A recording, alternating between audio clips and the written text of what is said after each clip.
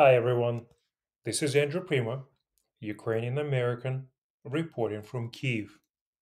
In today's podcast, week 84 of Russian aggression in Ukraine, and this is the first week of October 2023. In today's podcast, we're going to talk about the latest updates of Russian aggression, when Ukraine forces will reach Azov Sea, and the latest attack on Israel, and what it means to Ukraine and how it's connected. Ukraine interrupted the production of Russian Kh-59 missiles in Smolensk, a Russian region, but Iran is preparing to supply the ballistic missiles to Russia. On October 1st, Ukrainian drones attacked the Smolensk aviation plant, which produced Kh-59 missiles. These missiles, classified as air-to-surface with a range of 280 kilometers, is one of the types of weapons that the Russian airspace forces most frequently use to attack military and civilian targets in Ukraine. According to Ukrainian intelligence, 3 out of 4 drones hit the target, causing significant damage to the military enterprise production facility. Kh-59 missiles are used mainly by Russian forces to attack civilian and military targets in Ukraine. The Chernihiv, Sumy, Kharkiv, Dnipropetrovsk, Zaporizhia, and Kherson regions suffer the most from the use of such weapons because they are in a range of 300 kilometers. Meanwhile, Iran is ready to sell Fatih 110 and Zolfahar ballistic missiles to Russia. Deliveries may start as early as October of this year. In return, the Iranians are asking the Russians to provide the fighter jets Su 35 and S 400 air defense systems to help with its space, missile, and nuclear programs. Also, Iran is asking Russia to supply them with Western military equipment captured in Ukraine to develop analogs. During the same week, Biden assured that NATO and G7 allies of further U.S. support for Ukraine. On Tuesday morning, U.S. President Joe Biden spoke with leaders and foreign ministers of U.S. allies aimed uncertainty about further military aid to Ukraine. The White House says the call was intended to coordinate our ongoing support for Ukraine. In his turn, Polish President Andrzej Duda said that Biden informed his allies about the situation in the US regarding Ukraine and called for continued assistance. After the conversation, NATO Secretary General Jens Stoltenberg emphasized that the partners are committed to supporting Ukraine as long as it takes. More military support for Ukraine, new packages from the US and Germany, and $14 million for ammunition from Denmark, and the first Leopards are repaired by Poland to send to Ukraine. The White House has announced an upcoming US aid package to Ukraine, and Finland is also working on a new tranche of supports. As part of the new package, Germany handed over to Ukraine 14 Bandwagen 206 all terrain vehicles, Biber bridge builders, radio equipment for Leopard tanks, etc. Denmark announced it will contribute 100 million Danish kroner to a joint European ammunition order for Ukraine. Poland has delivered the first Leopard tanks repaired at the Bumar Labiri plant to Ukraine. The country will repair Soviet and Polish tanks domestically, as well as Leopard 2A4 within the framework of a joint project between Bumar and Ukrainian Ukroboronprom. At the same time, Hungarian pro-Russian prime minister, who supports Russia and opposes aid for Ukraine, received a new European ally who also votes against providing aid to Ukraine. As you see, despite all the support from the West, the Ukrainians have some issues as well. Slovakia stops military aid to Ukraine, and Germany delays supply of the Taurus missiles, but Ukraine's other partners plan for further support. The president of Slovakia, Zuzana Kaputova, opposed the provision of military aid to Ukraine because of the victory in the parliamentary elections of the populist party Smer SD. The victory of pro Russian politician Robert Fico's Smer SD party in recent parliamentary elections might put an end to all the aid from Slovakia due to close connections of Fico with the Russian government. According to Bild, the German government doesn't plan to supply long range Taurus cruise missiles to Ukraine in the near future. Instead, Germany is considering an additional supply of Patriot missiles. Meanwhile, Lithuania plans to include 300, 340 million euros or 0.4% of GDP in support for Ukraine and expenditures as part of their 2022 support. The government of Norway will increase its defense budget for 2024 by 1.7 billion from 1.7 from by 1.7 billion dollars to 10.2 billion dollars.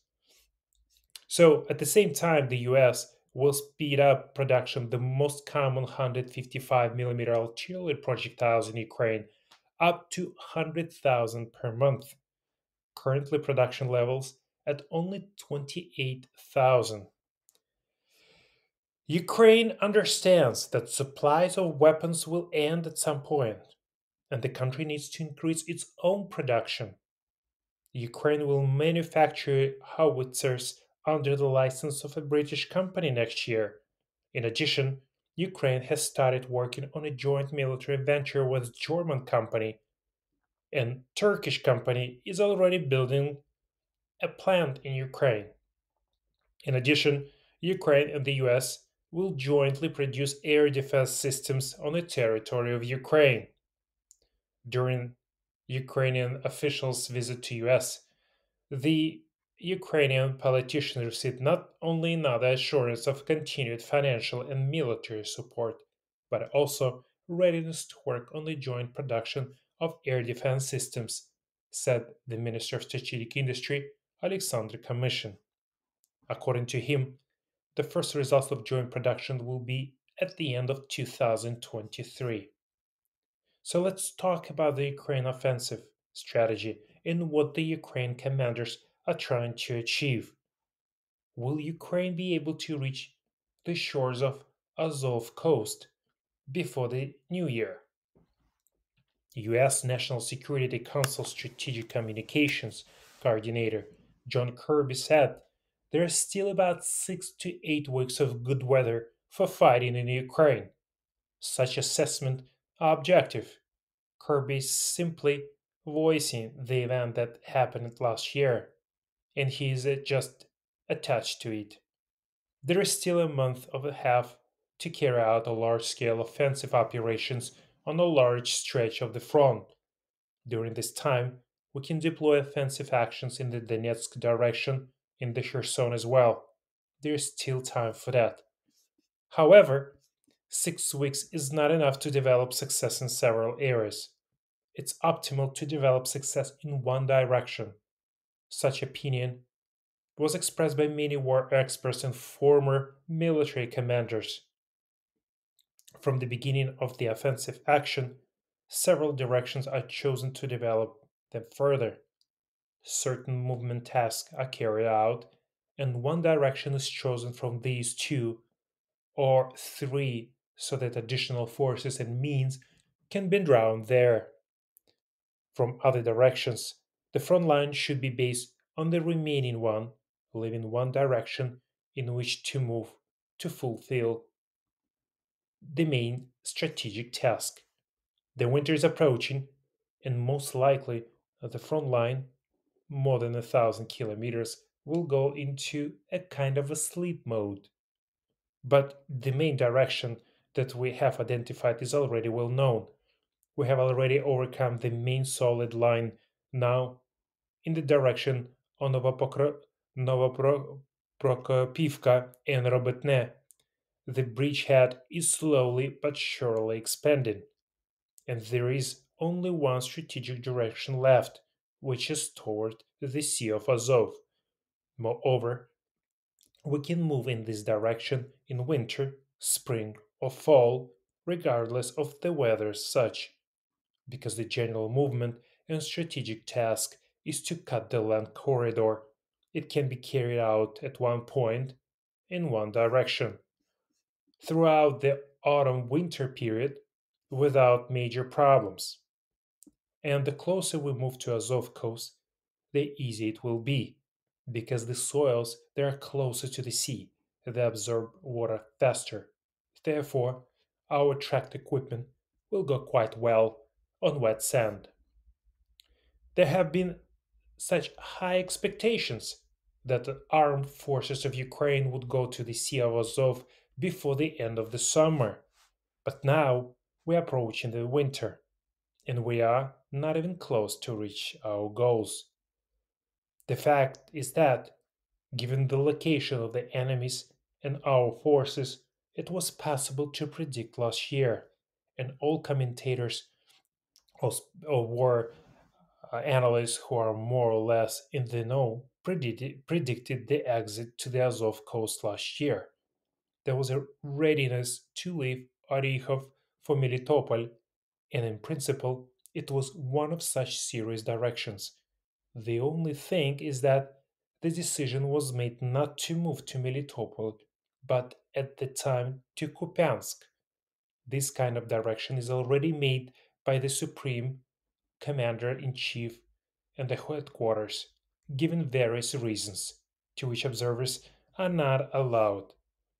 This reason can be different, including political ones. Last year we predicted to exit to Azov coast. It could have been done actually. Yes, our partners gave us 80% probability of completing the combat mission. But now it's already clear why it didn't happen, because the insufficient amount of forces and means to arrive on time. That is, there was a stretch in terms of supplies, regarding the supply of equipment, regarding the supply of weapons and ammunition. It dragged on until the fall. Any forecasts that were given, they were given in view of those figures that are freely available and in the vision of the deployment of processes. And the fact that, let's say, an insufficient number of tanks arrived at the ultimately time, only the general staff knows about it. The lack of enough ammunition is the biggest issue for the seat of the counteroffensive, precisely because of the insufficient amount of ammunition promised to carry out the combat task of going to the Azov coast. Artillery takes on 90% of the combat load. Now, the destruction is due to the artillery fire. We have no of aviation. If there was an aviation, 50% or even more, or even up to 70%, could be taken over by aviation.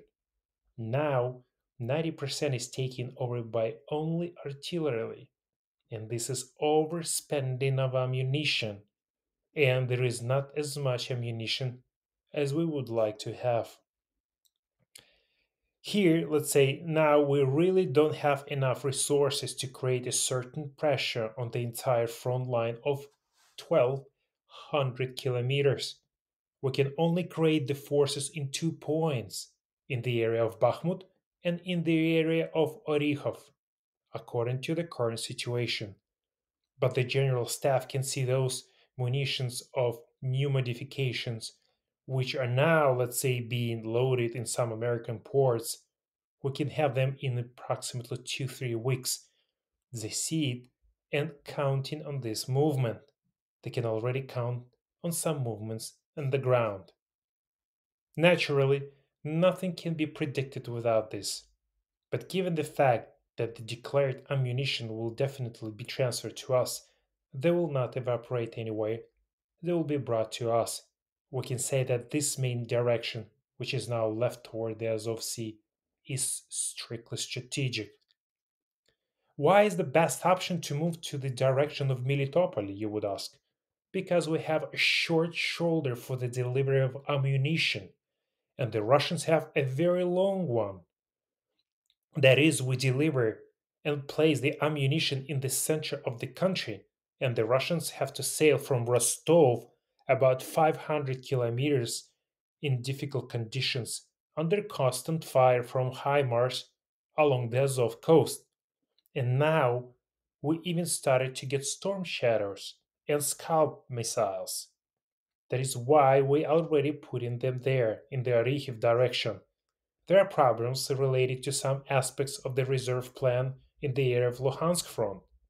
There are, on contrary, we have a 300-kilometer from the center, and the Russians have several tens of kilometers from nearby Valuki village, from the Russian territory. That is, they can supply there a rather serious amount of weapons, forces, means, and in particular, ammunition. It will be a very difficult battle there. We didn't move in the direction of Melitopol last year because only 80% of certainty given by our partners for a positive results of such move. That's it. We moved in the direction where it was 100%, which is in the direction of Kupiansk.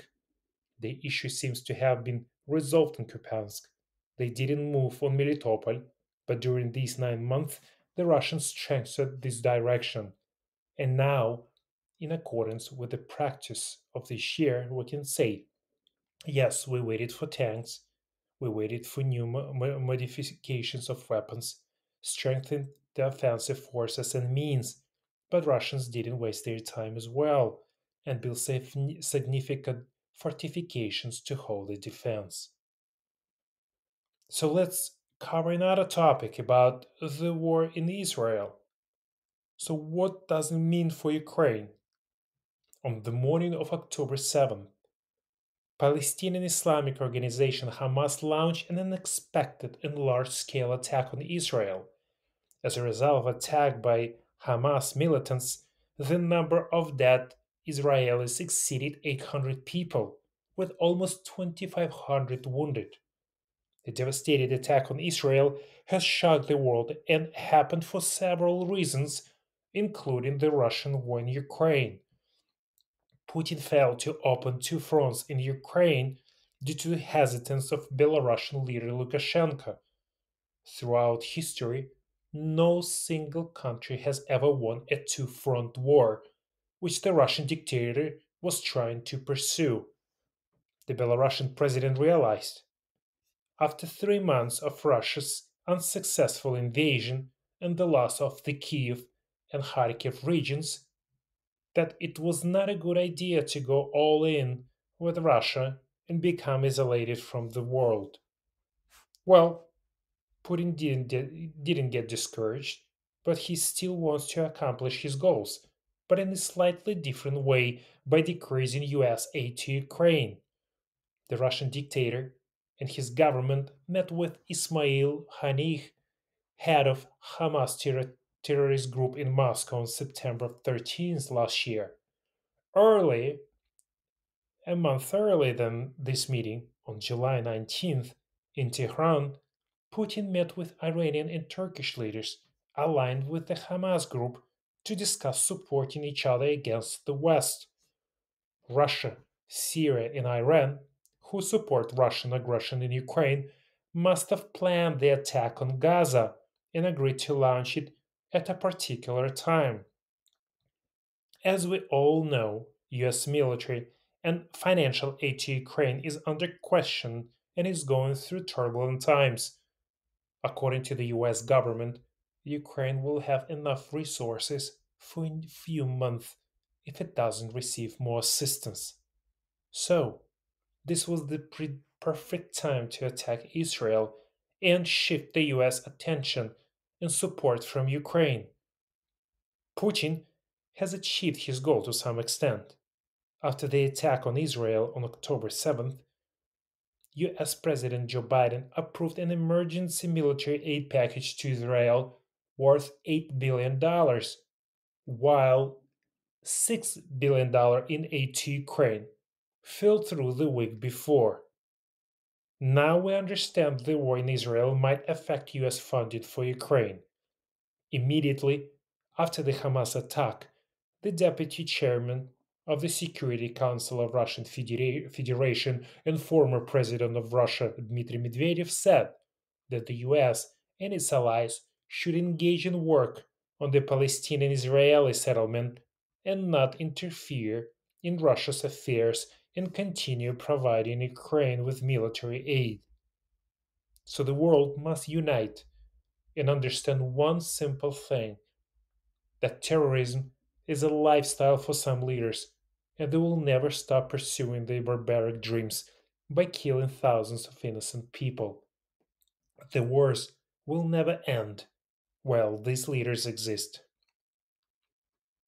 Thank you for listening. If you like my podcast, please share with your friends.